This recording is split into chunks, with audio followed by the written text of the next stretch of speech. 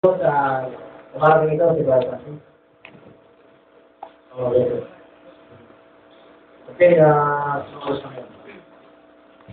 Okay, okay, ganito. Huwag lang pupunta sa likod pag may kainan. Meron tayong lamesa na inihanda. Doon lang kayo sa pwesto ninyo, lalagyan kayo lamesa sa harap. Pag may pagkain, pagtanghali na, dalang kayo pagkain, tuloy ang ating gawain. Yan yung practice sa progressive history of the sacred meal. Okay? Hindi kayo kumain para hindi muna kayo sa Panginoon. Tuloy-tuloy ang fellowship sa Panginoon. Enjoy sa kanyang salita habang ino-enjoy ang pagkain. At mamayang gabi, hugong class. Okay? So tuloy-tuloy tayo hanggang hapon. At kahit na hindi siya, at least sacred meal na tupad. Okay? By the way, magbibigay na natin ng pagkain na maliit tayo. Huwag natin unahin ang pagkain. Unahin natin na mesa. Kasi kung natin bibigay pagkain, lalay na yung tao. Lagay mo na yung mesa bago pinagay pagkain. Okay? Okay mo lagay ang pagkain. No? Kung bibigay pagkain, wala ka lang mesa. Unahin mo yung lagay na mesa bago yung pagkain.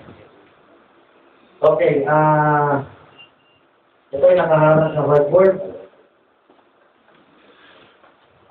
Don't go.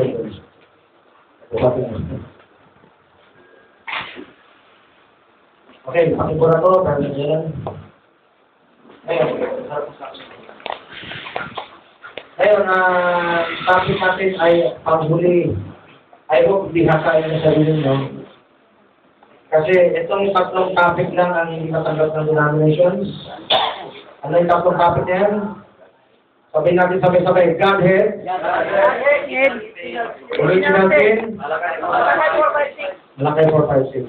Pag nabinasa niyo itong tatlo, paano niyo patunayan at may tumanggap dito, the rest you can enjoy with the namin. Kasi wala silang tutol na sa ibang mga, malaking tutol sa ibang mga revelation sa Bible. Lalong-lalo na yung hukom ministry. Ang hukom ministry, hawa, matang hapon, may introduction to dito yung gabi. Sa mga hindi nakakala mo, question answer tayo. Ano ang yung nakapos? Ayan.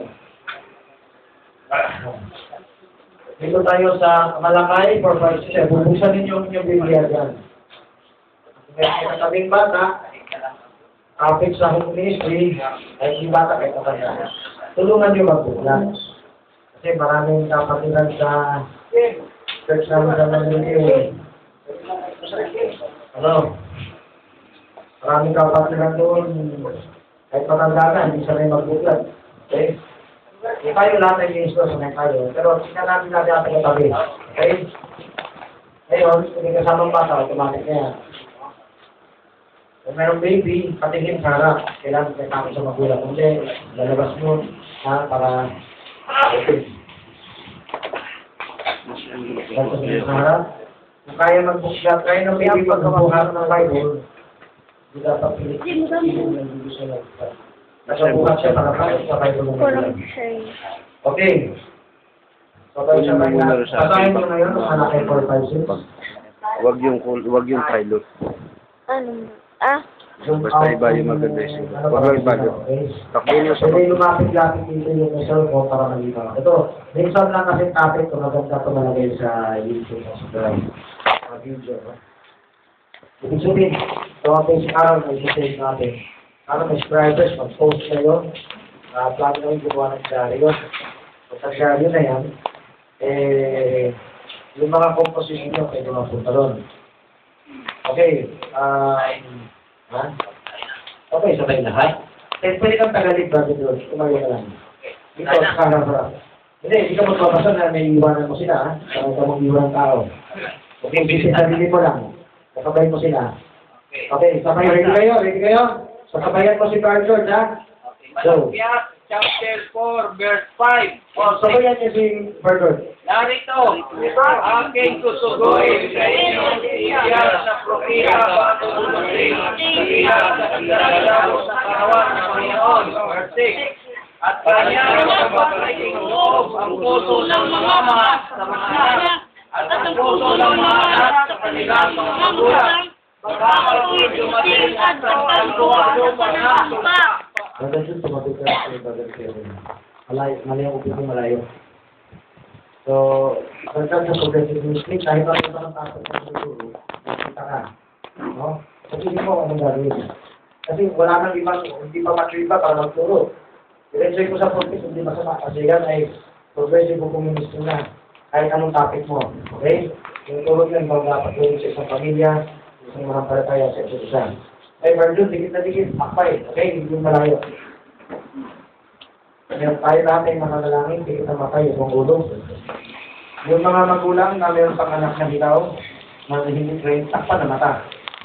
Ang anak. Kung anak ay mapaksig, dapat nagutang kang sa bayan.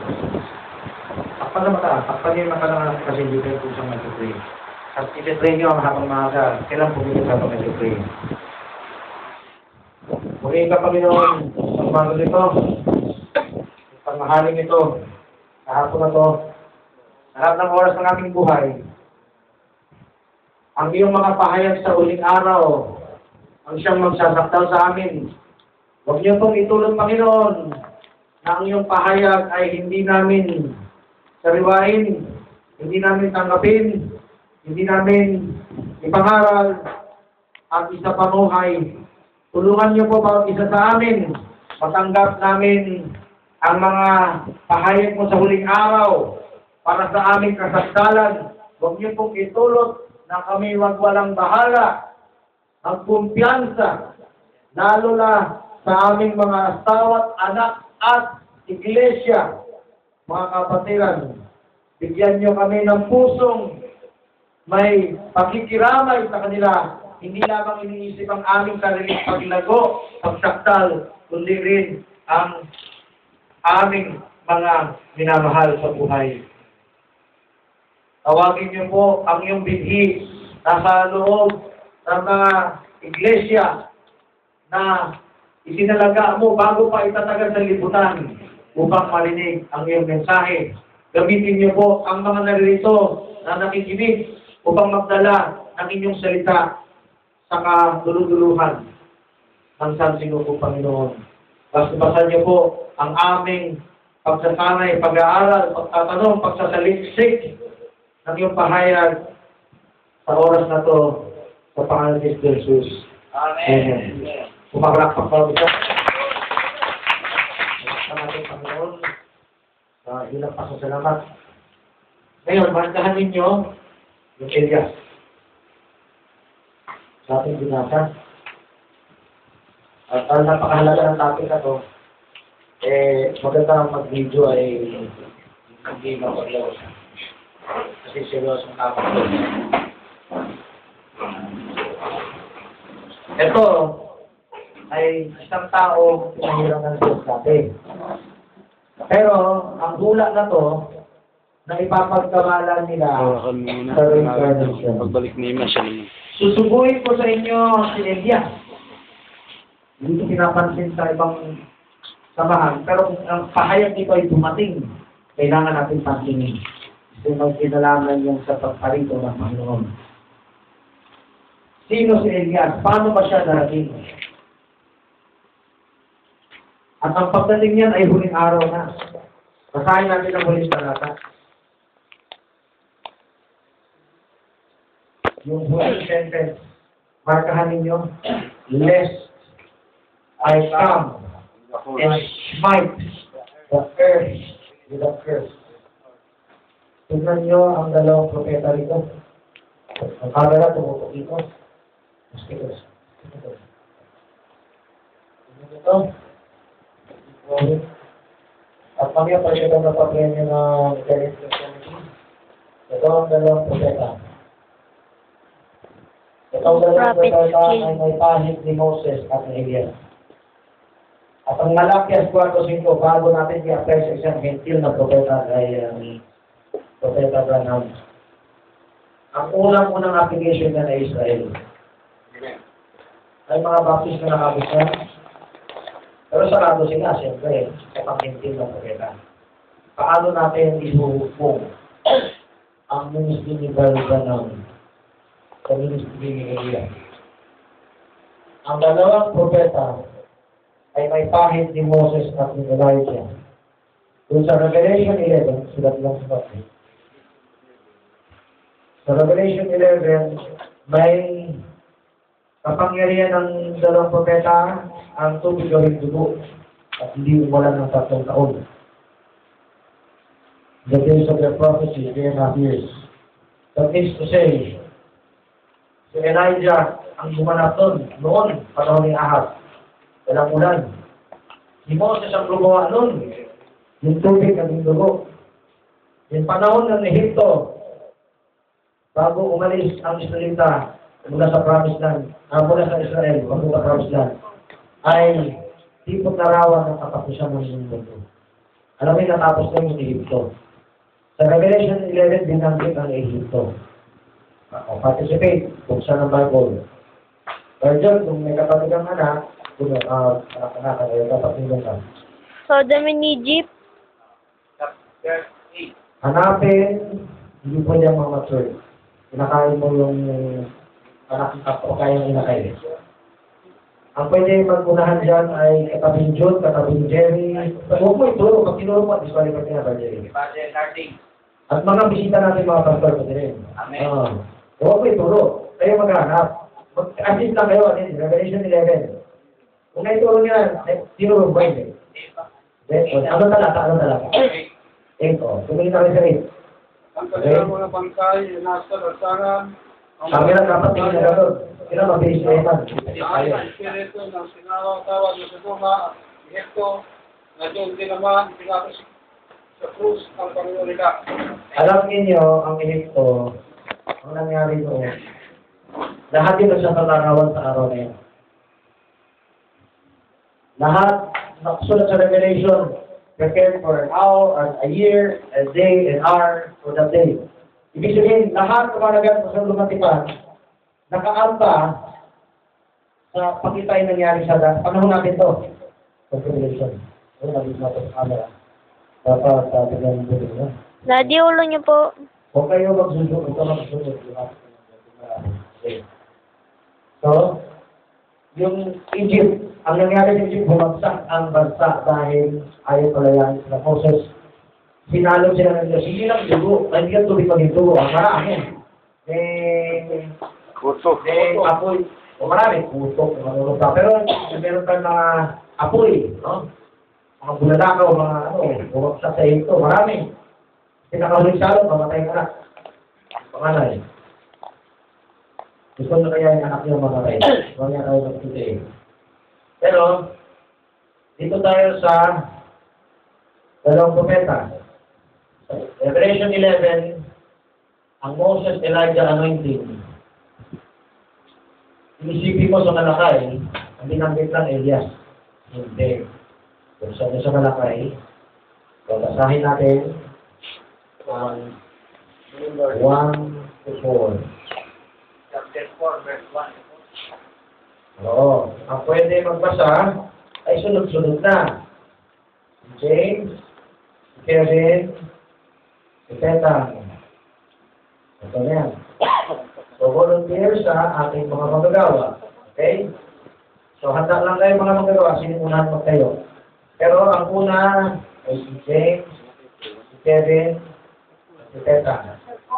Kaya pag nagbasa, liligo. Pero ito, bakit kamay mo nakaharap sa kamay? Sapagkat narito ang araw ay dumarating na nagningingat na parang bulno at ng lahat ng alalo at ng lahat ng na nagsisigawa ng kasamaan ay magiging parang dayami at ang araw na dumarating ay sinunod sa kanila, sabi ng Panginoon ng mga hukbo na ano pa hindi lang iiwan sa kanila ng kahit iba't isang mahal.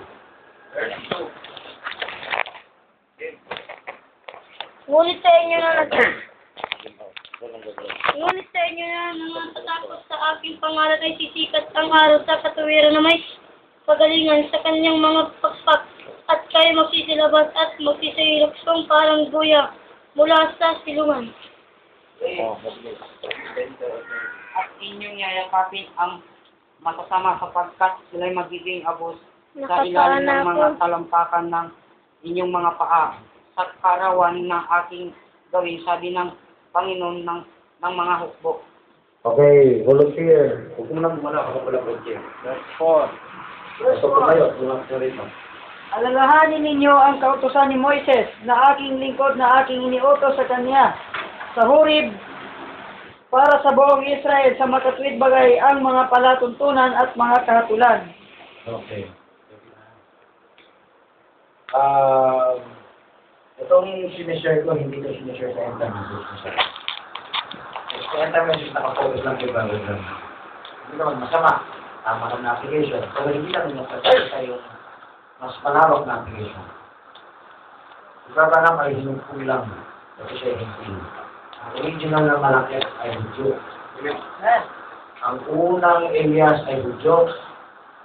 Kaya ang ulit Elias, Hudyo hindi Israelita. Kaya, hindi masama ang pahayag sa mga anti-Jewish believers na si Brother Nam ay Elias. Pero kailangan natin unawain. Wala na ba ang Israel? Hindi na wala ang Israel. Sa Palista, may turo na wala ang Israel. Kaya lang. Pero ang anti-Jewish hindi yan purely katulad ng sa Palista. Naniwala sila na ang Israel babalik sa lang Israel. At may turo si Brother Nam, may 5 pagpalito na Elias. Ang pahit sa original na Elias, kay Eliseo, Elisha, kay John the Baptist, at isang hentil na propeta, gaya na. Sa huli, ang 5, isa sa 2 propeta. So, ito ang masabi ko, susundin doon sa mensahe niya na itong Malakias 4:5-6 ay may pang-Israel na Elias. At ito ang original na application. Iwaga ng Diyos kung paano ang hentil ito na sarili ng Diyos. Kasi magkakaroon siya tawag na pagsasaulit ng lahat ng bagay. Pagkakaulit mo lang. Pagsasaulit lang ng lahat ng bagay.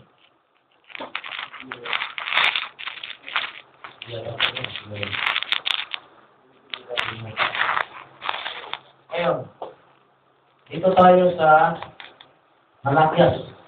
Underline niyo Moses.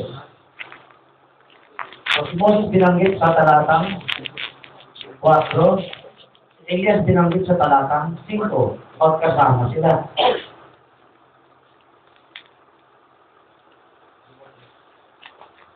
Ngayon,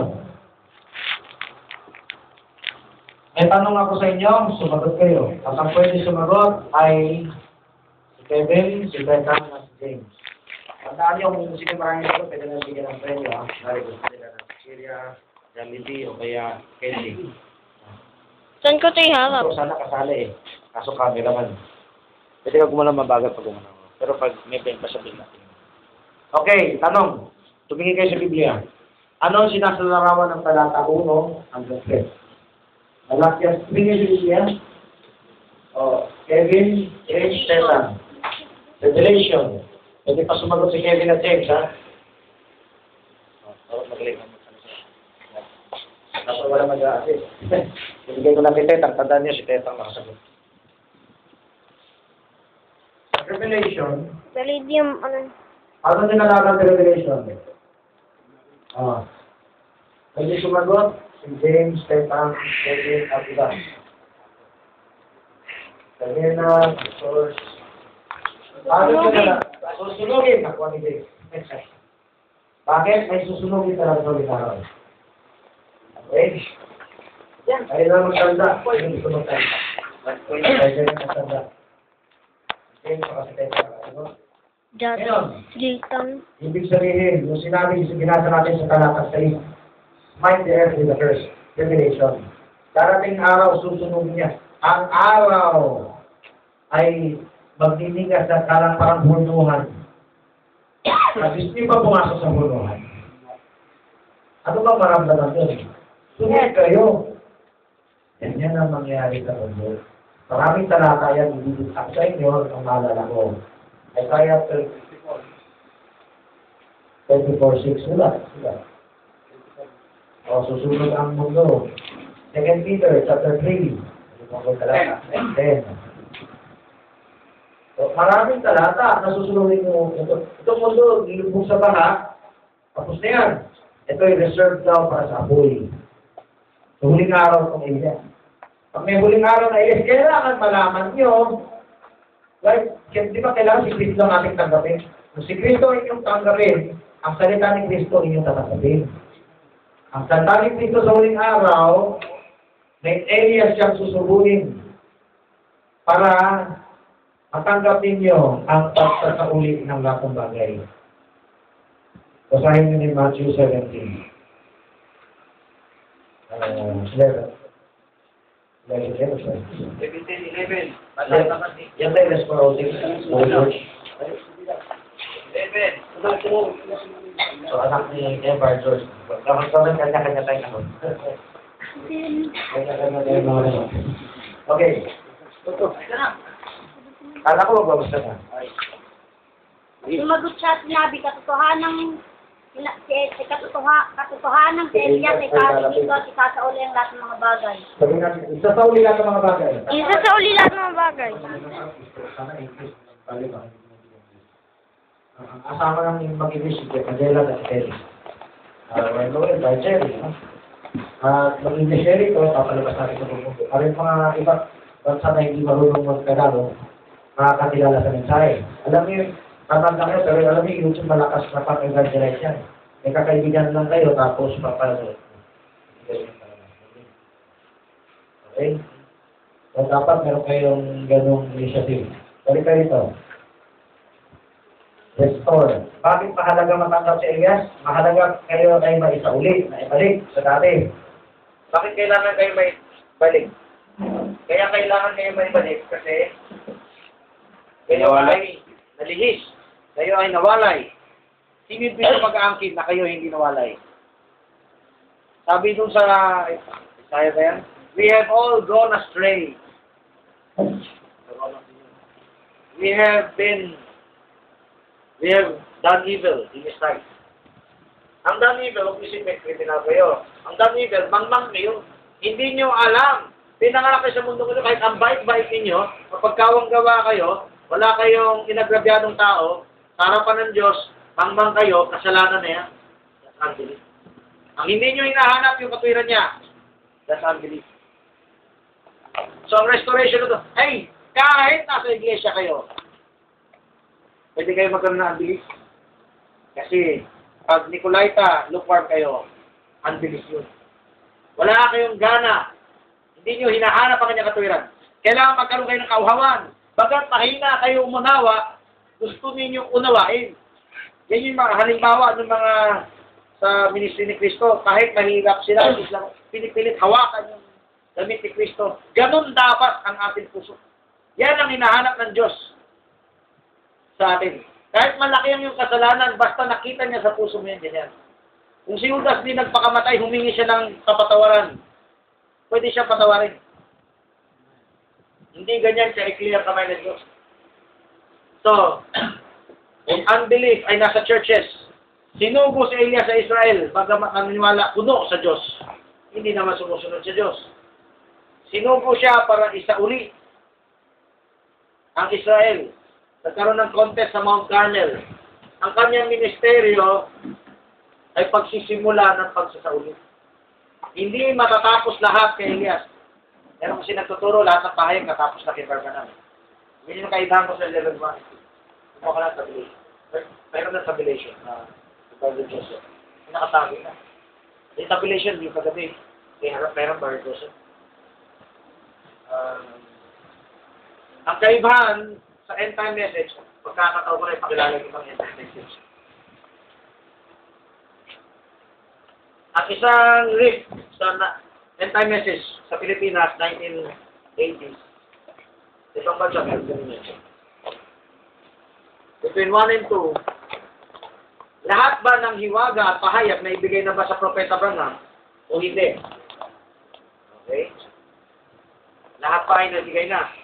Sa turo nila, tapos na. Itong turo nila is 2, pababa, 3, 4. Yung binabanggit ni Brother Pastor Pagalinog na Brother Yams, Pardillo, dati sila nagpatawag na tusos, yan ayaw na. Itong 3. Bakit pala ng number lang kayo? Paray walang hatulan. Pero lang wala akong mag-isip ng masama. O, so, kung gusto mo mag-isip ng masama, magtanong mo na sila. Sila manghato, di ba? Sila, namamangalan yan laban sa propeta, Jacksonite, Branhamite, sa isa't isa. Kaya ako gumawa ng ganito pala, singit lang. Napapasay kong entay ng aral. Para walang hatulan, makikinig pa rin kayo sa kanila, para patunayan niyo ano yung totoo o hindi. Di ba? Marami silang miyembro, hindi na nagpapatunay Subok na lang anong sinabi ng Takot ipakinig sa iba Bakit ka pa makikinig ka sa iba? Lihis nga yung iba, dahil hindi na katotohanan. Hindi ka lalago, hindi matutuparin na sa Biblia na content. O you can answer kung tinanong kayo. Pastor lang siguro pwede sumagot, pero yung miyembro, wala, mangmang. Inosente, sarado isip. Sabi nila, lahat ng hiwaga, simula rito, naman na lang ng 3 yan sa 2. Naman na lang ng 4 yan sa 3. Lahat ng hiwaga ay natapos na sa Propeta Branham. Bakit ko kinot yan? Dito naman hindi. Okay, sa 1. Yung panganay sa 1 ay si Raymond Jackson at Ewald Brown. Yung iba pang mga kasunod na ngayon na tuturo na alam ko ay si Richard Gunn, si Amos. Hindi nagkakasundo pero pinamnan nila na hindi lahat na hiwaga na tapos si Propeta Branham. Si Elias, nung siya ay nagkaroon ng contest sa Mount Carmel, natapos na ba lahat ng hiwaga? Ang Israel ba ay na-restore ng buo? Hindi. Umasa pa kay Eliseo at iba-iba pa. May struggle pa. Pero yan ang pasimula ng restoration. So, pinog nila, Elijah will first come and will restore all things. I'll tell you 2 things. When Elijah comes, he starts the restoration. Paano yung wording na will restore? Dapat Elias pa rin. Ito, next. Ang spirit of Elijah ay nasa propeta Branham ng Hintil. Pero pag namatay na si Propeta Branham, patuloy pa rin ang spirit of Elijah sa 5-fold ministry. Ay, masakit mo pakinggan sa kanila yan. Ibig ko sabihin, pwede ka tumang